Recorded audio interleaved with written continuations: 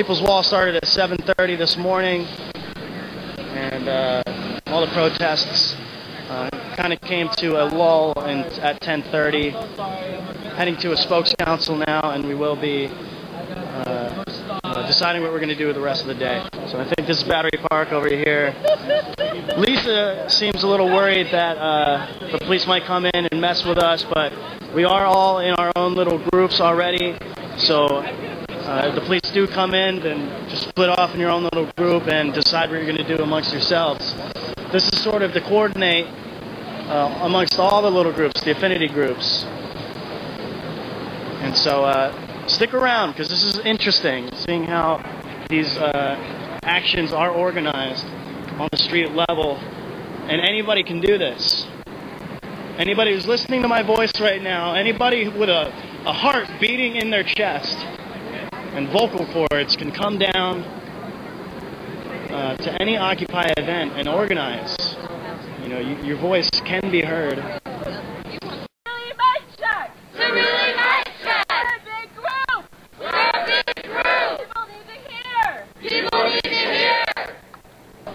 Mic check. Mic check. Mic check. Mic check. Mic check. Mic check. Police blocked us off from even crossing Wall Street, and a lot of them sat down right there and were arrested. They were the first 10 or so arrests this morning, I believe.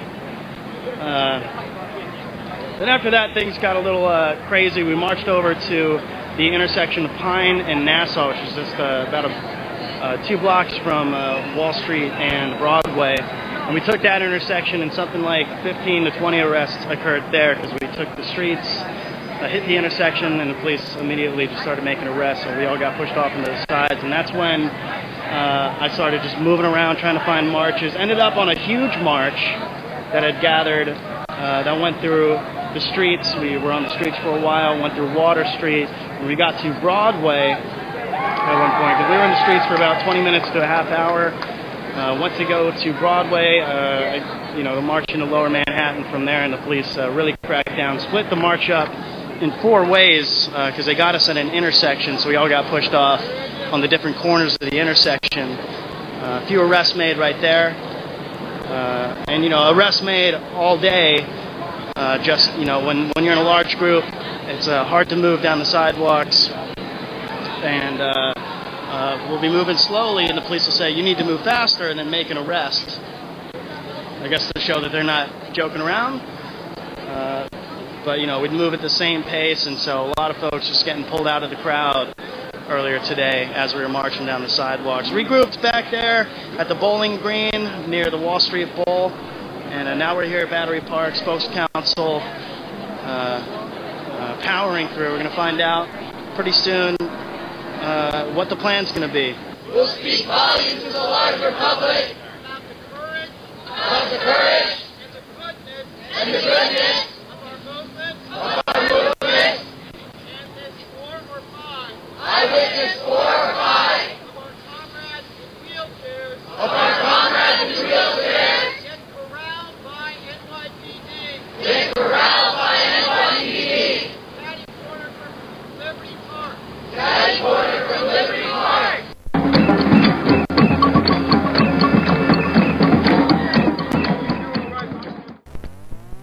1 year ago, Occupy changed the game by changing the national conversation away from deficit reduction and austerity and toward wealth inequality and job creation. After brutal police oppression, the encampments disappeared from the public eye, but Occupy didn't go anywhere. It's been operating under the radar, saving Americans from foreclosure, helping students with debt, and helping workers organize. The nation is in a crisis, and in response, the American people are pregnant with revolution. Occupy was simply the first tactic in the burgeoning grassroots revolution. What comes next, we don't know for sure, but it's absolutely essential to pick up on what Occupy started a year ago, get organized, and get active to take on the corporate 1% that have taken over our government and economy and are destroying the American middle class. In Screwed News, a new report reveals exactly why the Occupy movement is still desperately needed in America. That report, written by an international commission chaired by Kofi Annan, sends a warning to the world's democracies, specifically the United States. about the corrupting influence of corporations and money in the democratic process. As the report states, the rise of uncontrolled political finance threatens to hollow out democracy everywhere and rob democracy of its unique strengths. The report directly calls out our Supreme Court's Citizens United decision, which has shaken citizen confidence in America's political institutions and elections, that being the language from the report. As our nation attempts to bring American democracy to the Middle East with mixed results, this new report suggests we should be focusing on restoring our own democracy first, which has undergone a corporate coup d'etat. Anyhow, it's the first anniversary of the Occupy movement, 1 year from today. MarkTaylor-Canfiel, blogging on the Occupy movement over at Huffington Post and various other places. Mark, what's going on with the Occupy movement right now? Tom, it's really good to talk with you again, and I want to thank you so much for giving the Occupy movement its creds, because I have a real issue with CNN and some other news outlets claiming that the movement has, quote, fizzled. Well, we're going to have J A Meyerson on after the next break at 20 minutes after, also to riff on this from the New York side, but you're on the West Coast side, so you're from your point of view.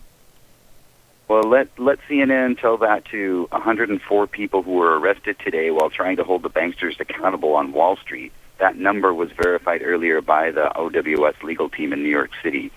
But here in Seattle, there's a federal grand jury that's convened to investigate activists in the Northwest.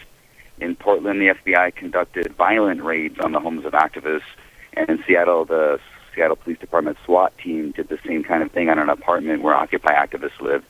And in both cities, the police and FBI used flash grenades on these raids, didn't arrest anyone, but confiscated political material, clothing, and electronic equipment. And because of these grand juries, there have been constant protests and vigils at the federal courthouse here in Seattle. Mm-hmm. But today, folks are going to be showing their solidarity with their friends in New York City by holding a march against Wall Street and then a silent vigil at Westlake Park, where they'll be taping dollar bills over their mouths with messages saying money is not free speech, trying to let everybody in Seattle know that the Occupy movement is strong and hasn't gone away. We've been having our general assemblies. There's a lot of working groups doing money drops here and Occupy film series and free food distribution programs and a free library. So I will quote Mark Twain again, or at least paraphrase him once again, and say that any rumors about the death of the Occupy movement have been greatly exaggerated, Tom. And today, Amen. I think we're going to prove around the country. Amen. And in fact, the Occupy movement has also been working in some places in Las Vegas in particular in helping people keep their homes. Here it's called SAFE, and we've been doing the same thing. And I want to direct people to the S17NYC website. That's S17.17 for September 17th, NYC.org. And that will give you a quick update on everything that's going on in New York City today. We're watching on the live stream now. People are still marching, and it looks like they're still having a great time. They had a talk from Reverend Billy a little while ago. And oh, great. The Church of Stop Shopping. Yes, he was awesome. And people are really in high spirits, even though they've lost over 100 of their number today to arrest by the New York Police Department. So part of what folks are doing in New York City is they're getting ready for jail solidarity, which means that they're going to be at the jails waiting for their friends to get out, holding rallies there. Yeah. So we in Seattle just want to say solidarity to them and to everyone else around the country. And thanks once again, Tom, for, helping us occupy the media, because we really rely on independent voices like yours out there to let people know that we're doing this. Otherwise, it's pretty tough, to get through the corporate media. So I appreciate that very much. I'm with you, Mark. Mark, thank you very much for your kind words. Thanks for the update. And, let us not forget that in New York City, Jamie Dimon, Citibank, gave over $4 million to the New York Police Benevolent Association, or whatever it's called, which is a good fund and has good purposes, but the cops know that the banks gave them $4 million and the Occupy protesters didn't. And then you got Mayor Bloomberg, who has referred to the police department as his private army. So, ain't such a good thing. Ain't such a good thing. I find it all rather mind-boggling. In the best of the rest of the news, the Chicago teachers' strike is now entering its second week and will likely continue until at least Tuesday. Workers secured a big victory in Wisconsin at the end of last week. A Wisconsin county judge on Friday struck down Governor Scott Walker's controversial anti-collective bargaining law, ruling that it violates both the state and federal constitutions.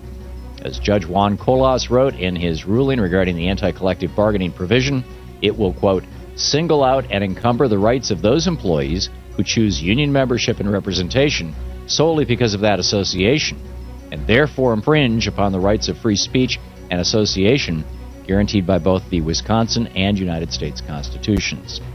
This ruling highlights not only how the war on workers is a ploy by Republicans to redistribute wealth to the very top, but how it's also completely unconstitutional. Colorado looks poised to become the first state in the nation to legalize marijuana. A new poll by the Denver Post shows a majority of Colorado voters, 51%, supporting Amendment 64, which is on the ballot this November and which will legalize and regulate marijuana like alcohol and tobacco. Support for the amendment is found across every income bracket and age group except voters over the age of 65. This is the first independent poll that shows a majority of support for that measure. But people who want to end the drug war shouldn't celebrate just yet. Back in 2010, polls in California showed a huge majority of support for marijuana legalization, but that measure failed ultimately on Election Day. Big industries that profit immensely from Nixon's drug war, like private prison corporations and the drug, alcohol, and tobacco lobbies, are going to spend big bucks in the coming weeks to defeat this measure. Let's hope organized people beat organized money to deal a serious blow to Richard Nixon's failed drug war. So what does France know that we don't know? During an environmental conference over the weekend, France's president and political leaders, including President Francois Hollande, announced that their country will continue their ban on genetically modified food as well as a ban on natural gas fracking. Europe as a whole currently has a ban on most GMOs aside from one single version of Monsanto's Frankencorn. But France is taking the ban a step farther, outlawing all GMOs. And in regard to fracking, President Hollande said it poses serious risks to health and the environment, and all permit requests to begin fracking in France have been rejected. Here in America, our grocery shelves are filled with GMOs, and fracking is rampant, causing entire cities to be poisoned and even provoking damaging earthquakes. When a government hasn't been completely taken over by corporations like ours has, and it still has the power to protect its people from corporate predators. Go to amend.org to reclaim our commons the way France has done. And finally, things are looking up for progressive icon Elizabeth Warren in Massachusetts. 2 new polls released over the weekend show Warren receiving a post-DNC speech bump in her bid to unseat Republican Senator Scott Brown. One poll shows Warren up by 2 points, another gives her a 6-point lead. While other polls taken into consideration, the Senate race in Massachusetts is a dead heat, one of the closest in the nation. But Warren being able to stay neck and neck, that's a big deal.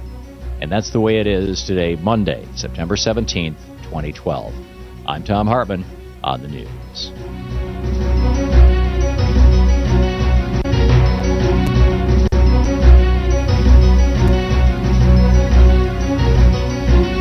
The interests of capital and do the bidding of the interests of capital more than the interests of the people.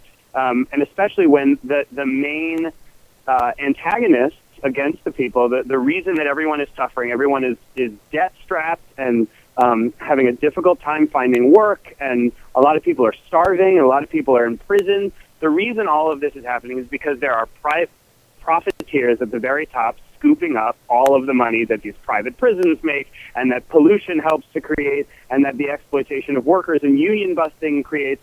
And this essential power dynamic where wealth is immune to justice and controls all of the functions of the state and benefits from everybody's misery and struggle, that the only people who are trying to fix this situation are folks like Occupy Wall Street and the unions and everybody who's making noise in the street.